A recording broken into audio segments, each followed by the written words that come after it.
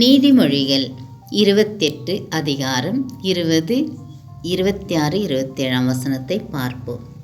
உண்மையுள்ள மனுஷன் பரிபூரண ஆசீர்வாதங்களை பெறுவான். ஐஸ்வரனாயிருக்கிறதற்கு தீவிக்கிறவனோ ஆக்கினைக்கு தப்பான். தன் இதயத்தை நம்புகிறவன் மூடன். ஞானமாய் நடக்கிறவனோ இரட்சிக்கப்படுவான். தரித்திரனுக்கு கொடுப்பவன் தாட்சி அடையான். தன் கண்களை ஏழைகளுக்கு விலக்குகிறவனுக்கோ அநேக சாபங்கள் வரும். ஆமீன்.